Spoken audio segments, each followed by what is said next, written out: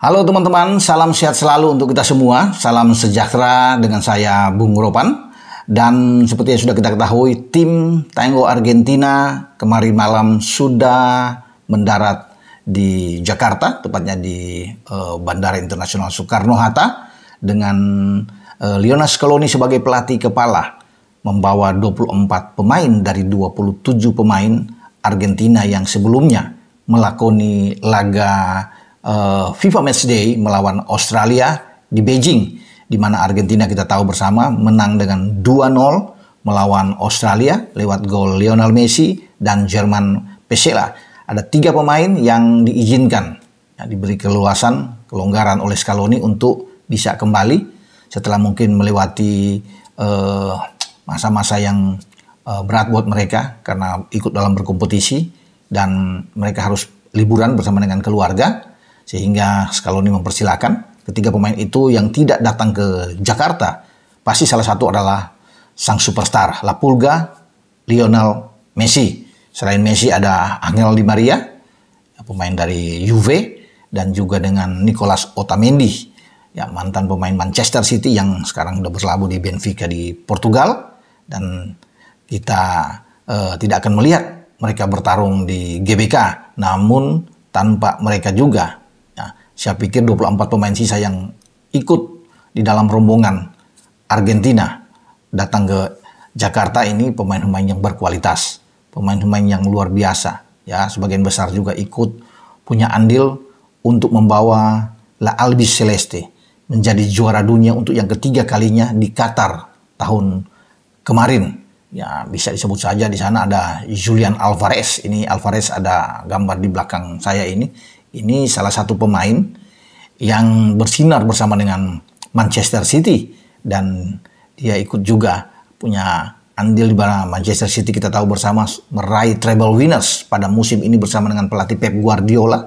Mereka meraih juara di IPL, Liga Premier Inggris, juara Piala FA setelah mengalahkan MU di final dan akhirnya mereka bisa meraih piala ketiga mereka, treble, mengalahkan Internazionale of Milan Inter dari Italia dengan 1-0 di final yang berlangsung di Stadion Ataturk di kota Istanbul, Turki pada tanggal 11 waktu Indonesia bagian Barat atau 10 waktu setempat. Nah, ini Julian Alvarez ikut bersama rombongan. Dia akan ditampilkan oleh Scaloni dalam pertandingan melawan Indonesia. Itu sudah bisa dipastikan karena Scaloni mengatakan setelah melawan Australia, Argentina akan dirotasi oleh dia dan banyak pemain-pemain juga yang tidak mendapat kesempatan untuk tampil menghadapi tim nasional Indonesia yang ditangani oleh Sintayong. Kita akan menyaksikan bagaimana Alvarez yang sangat baik, ini tandemnya Erling Haaland di Manchester City dan salah satu pemain kesayangan dari Pep Guardiola yang pasti akan terus dipertahankan oleh City dan ia akan bermain di lini depan bersama dengan pemain muda dari Manchester United.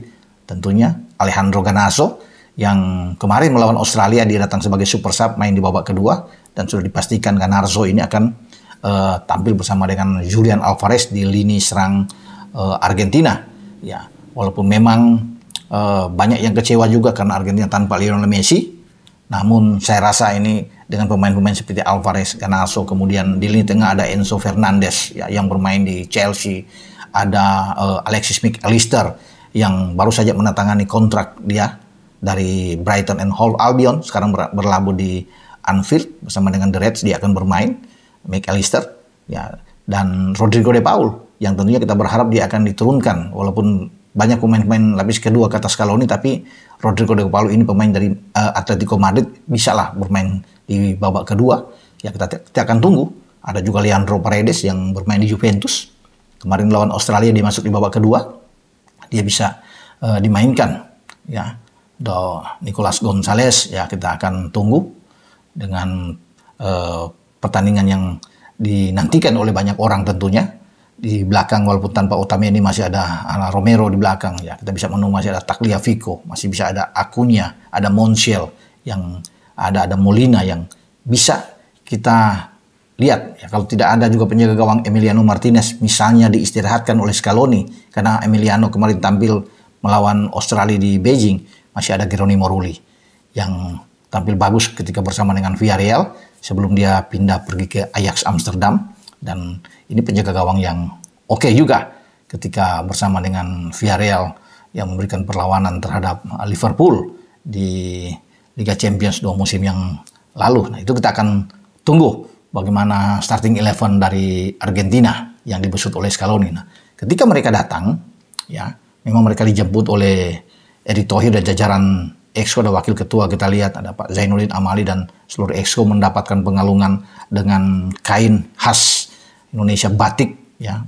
Semua pemain official tuh mendapatkan itu, dan Argentina, ya, akan melakukan latihan perdana mereka menjajaki Stadion Gelora Bung Karno di Senayan.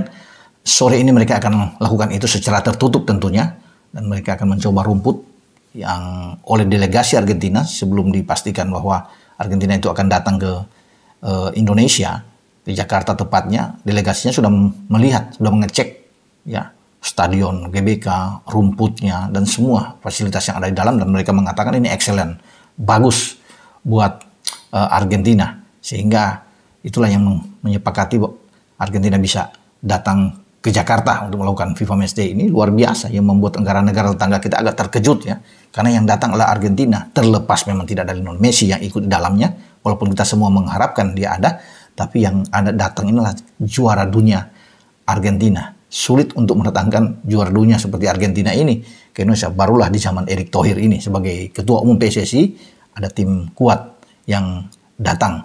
Dan Erick sudah menjanjikan bukan saja Argentina, tiap tahun dalam program yang sudah dia sepakati ada tim besar yang akan datang, yang masuk di 20 besar peringkat FIFA. Luar biasa. Jadi setiap tahun satu tim kuat. Nah, FIFA Matchday itu kan terbagi di Maret, ada bulan Juni, ada bulan September, yang akan dilakukan, ya, oleh semua tim-tim di bawah FIFA. Dan Erick sudah mengatakan, ya, tahun depan salah satu di antara Brazil, Portugal, Maroko. Maroko membuat sensasi yang luar biasa di Piala Dunia Qatar kemarin ketika mereka menembus semifinal. Luar biasa dengan Ziyech, dengan Amrabat, dengan En-Nesyri yang ada di sana, Guard, ya, ada Bono penjaga gawang mereka yang luar biasa yang bermain di Sevilla, dan mereka juga tertarik untuk datang ke Indonesia. Jadi tinggal dipilih.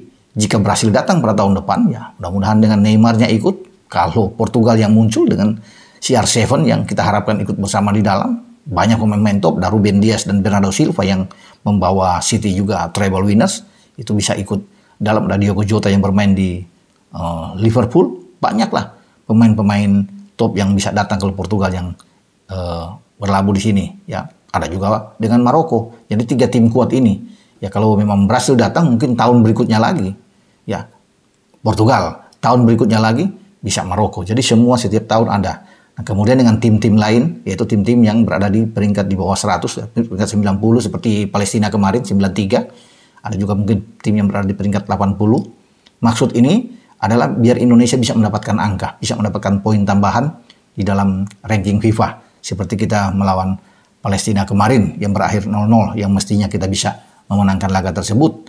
Nah, selain ada satu tim seperti itu, ada tim yang punya kelas tersendiri, punya tim yang berperingkat bagus seperti Argentina ini. Nah, kalau tahun depan Brasil, ada Portugalnya, itu sudah dirancang oleh Erick Thohir. Luar biasa, saya pikir. Jadi jadwal itu untuk tim nasional tidak tiba saat tiba akal gitu. Begitu lihat, menyiapkan tim yang sembarangan. Tapi kalau sudah ditata dengan baik, tentunya ini bagus buat tim nasional kita. Dan yang pasti kita akan menunggu, ya, duel Argentina melawan Indonesia, dan semoga pasukan Sintayong bisa memberikan performa terbaik menghadapi Argentina. Apalagi kalau kita tidak perlu menang, ya, kita bisa imbang saja. Ini suatu hal yang luar biasa, ya, untuk pertandingan melawan Argentina. Walaupun memang banyak yang mengatakan ini menjadi milik bagi Argentina lah. Kelas Argentina ada di atas, pasti mereka bisa mengalahkan tim Indonesia. Tapi kan sepak bola bisa saja terjadi. Nanti kita akan tunggu nantinya pertarungan antara Mark Klok dan kawan-kawan untuk bisa menghadapi Julian Alvarez dan kawan-kawan di GBK nantinya. Dengan saya, Bung Ropan. Ciao.